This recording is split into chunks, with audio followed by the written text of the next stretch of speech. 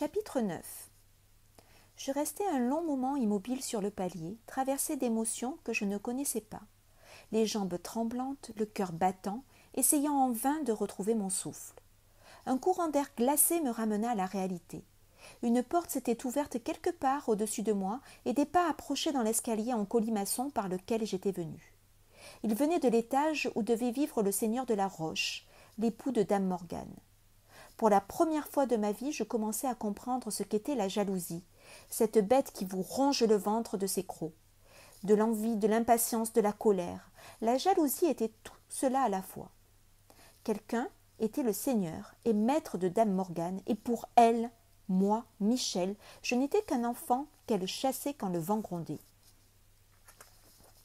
Les bruits de pas se rapprochaient, mais je ne partais toujours pas. Je ne pouvais m'empêcher de me poser des questions.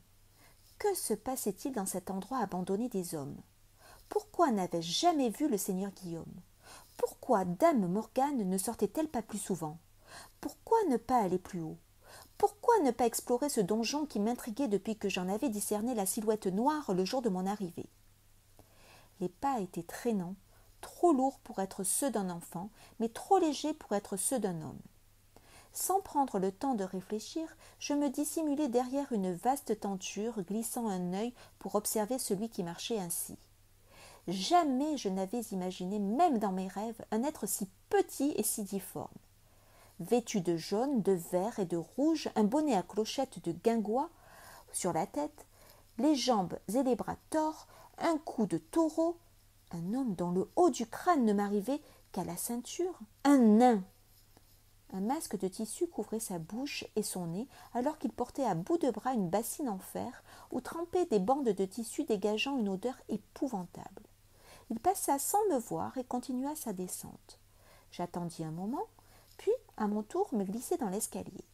Seulement, au lieu de descendre, je montai.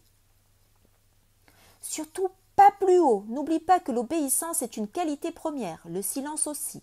À la Roche-Guyon, nous n'aimons guère l'indiscipline. Les paroles du sergent et celles du seigneur Thibault me revenaient en mémoire, mais je haussai les épaules et continuai d'avancer quand quelque chose de blanc et de doux effleura ma cheville. Je sursautai, mais me rassurai bien vite en reconnaissant la fine silhouette de Mayol, mon Hermine. J'essayai de la siffler, mais elle avait déjà disparu. Elle avait dû me suivre dans les souterrains sans que je m'en rende compte. Je me sentis rassurée par sa présence et avançai d'un pas plus ferme. J'arrivai à un nouveau palier quand le bruit revint. Je m'immobilisai, intriguée par l'impression qu'une voix venait du mur contre lequel je m'appuyais. Elle sortait de la pierre, furieuse, douloureuse, et grondait si fort que les oreilles me tintaient. Je la trouvai aussi terrifiante que les hurlements de mort d'une meute de chiens d'enfer, que la noirceur de la nuit, que la charge d'un sanglier. Je pouvais maintenant discerner des mots. Maudit, malédiction. Mes cheveux se hérissèrent sur mon crâne. Une vilaine sueur mouilla ma chemise et j'allais m'enfuir quand je me sentis tirée en arrière, soulevée et projetée contre la paroi. Je m'y écrasai sans pouvoir rien faire, puis je dégringolai les marches. Il me sembla discerner le nain. Trou noir. Je revins à moi sur ma paillasse. Thomas à mes côtés, l'air inquiet. « Ça va ?»« Oui. On m'a dit que tu étais tombé dans les escaliers du donjon en descendant de chez dame Morgane. »« Oui, c'est vrai. Mon pied a glissé. » Je n'ajoutai rien, vexée de ma mésaventure, pas vraiment sûre de n'avoir pas rêvé tout cela. Les jours passèrent et je mis toute ma rage dans l'entraînement, essayant de surpasser les autres au lancer du javelot et au maniement des haches, des masses d'armes et des fléaux. Chapitre 10. L'homme recula en protestant dans la pièce, une expression de terreur sur le visage. En face de lui, l'autre continuait à avancer. Une terrible colère tordait ses traits, déformait sa bouche. « Que voulez-vous » ? « Je vais te tuer, fit l'autre, une lueur inquiétante s'allumant au fond de ses prunelles. « Maintenant, ici, tout de suite !»« Non, ne faites pas ça, pitié, non !» implora l'homme dont le dos heurta brutalement l'appui de la fenêtre. « Tu t'es moqué de moi, tonna l'autre d'une voix forte. Ton obéissance n'est qu'un leurre. Tu as osé me défier. »« Non, ce n'est pas vrai. Pardon, pardon. Il est trop tard pour le pardon et je vais te le prouver. » Une poussée brutale, et l'homme bascula dans le vide avec un long cri de terreur. Un bruit sourd. Le corps écrasé au pied du donjon, puis les trompes des guetteurs donnant l'alerte. Une âcre odeur de sang et de viscères flottait déjà dans la cour quand les gardes se précipitèrent avant de reculer malgré eux devant l'horreur de cette silhouette disloquée baignant dans un cloaque sanglant. Le sergent déposa un drap sur le cadavre. Un de ses hommes partit en courant prévenir le capitaine de la garde. Chapitre 11. Je n'appris les détails de tout cela que le soir, alors que Thomas et moi étions allongés sur nos litières et que la pénombre envahissait le dortoir. Nous étions au haut bout de la salle, séparés des autres par un tas de bois et de fourrage. Tandis que tous étaient couchés côte à côte, de part et d'autre d'une allée centrale, cette position un peu à l'écart nous permettait d'avoir de longues conversations nocturnes. Des moments que j'aimais, où le monde et ses dangers s'effaçaient pour laisser place aux murmures rassurants de nos voix. Mon Hermine s'était glissée sous ma paume et je la caressais distraitement tout au récit de mon ami. Thomas était de service chez dame Morgane et tous deux avaient vu tomber la silhouette hurlante. La victime était le maître d'œuvre, l'architecte du donjon et du château. Un homme taciturne et silencieux qu'escortaient souvent ses ouvriers et qui, chaque jour, rendait visite au seigneur Guillaume de la Roche. Une chute d'une telle hauteur, tu imagines sans peine ce qui restait de lui au pied de la muraille, reprit Thomas, me décrivant avec une précision dont je me serais volontiers passé les grands sacs de toile et les pelles qu'il avait fallu utiliser pour transporter les restes. Oui, oui, fis-je avec une grimace. J'observai son visage fermé et devinai tout de suite qu'il me cachait quelque chose. Tu ne me dis pas tout. J'y viens, Michel, j'y viens. Après avoir attendu que dame Morgane recouvre son calme, je l'ai laissé aux soins de sa nourrice et suis descendu dans la cour. Il y avait des hommes d'armes autour du cadavre. Ils parlaient de suicide. Pour eux, l'architecte s'était jeté dans le vide. Quelque chose dans sa voix m'intriguait toujours. Mais ce n'est pas ce que tu pensais, n'est-ce pas? Je ne pensais rien de bien clair, je te l'avoue. J'avais juste une intuition. Enfin, un peu plus qu'une intuition. Explique-toi. Alors que tous contemplaient le corps, j'ai levé la tête pour essayer de voir d'où il avait pu tomber. Il n'y avait qu'une ouverture au-dessus de celle de dame Morgane.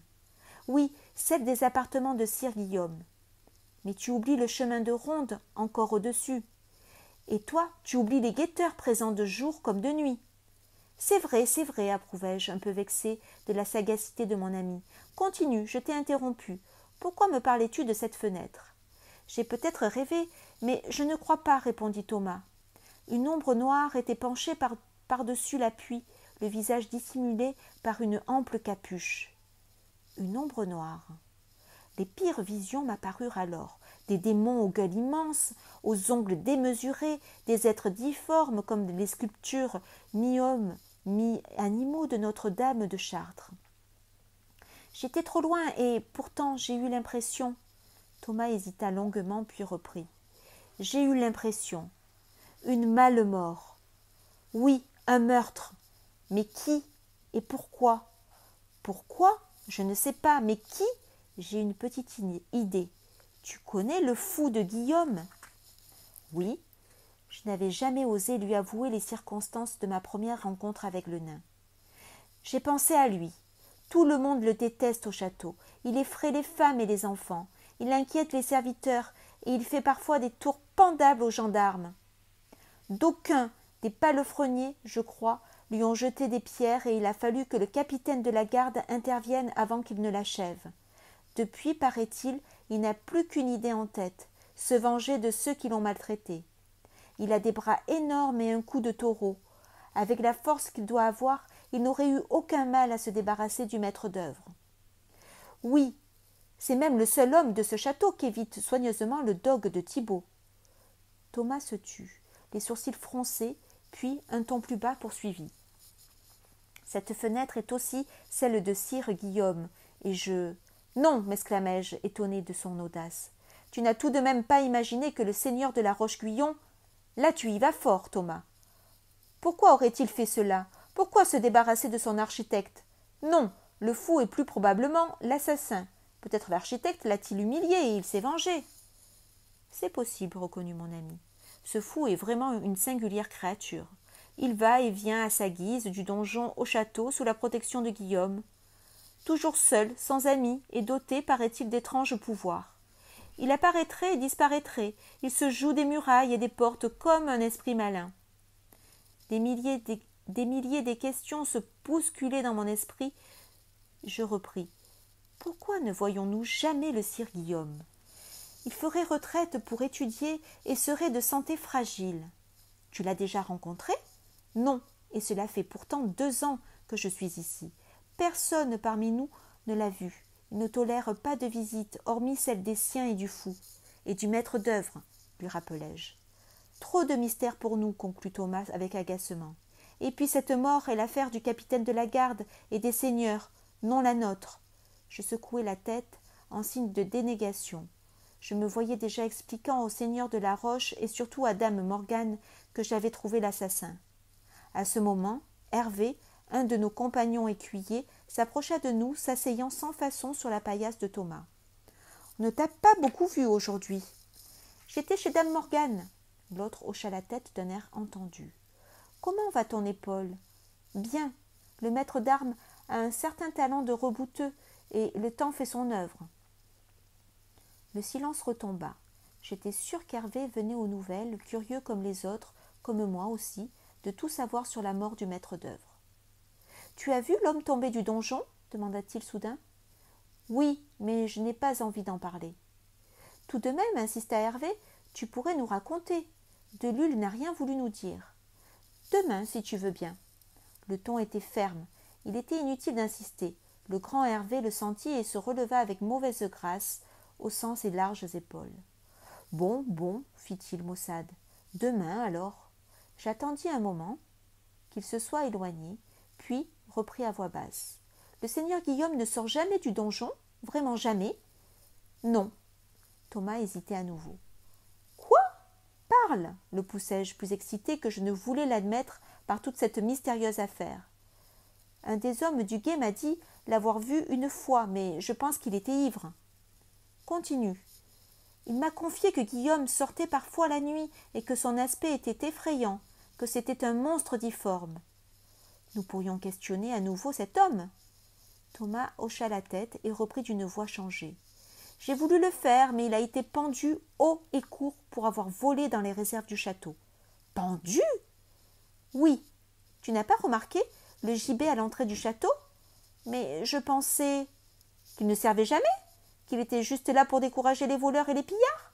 Comme ton père et le mien, les seigneurs de la Roche ont droit de haute et basse justice sur leurs hommes, ils ne se privent pas pour l'exercer. Jamais mon père n'a fait pendre un de nos gendarmes, protestai-je. Fouetter, oui, bastonner, emprisonner, mais pendre, jamais. Le mien non plus, mais les seigneurs de la Roche, oui.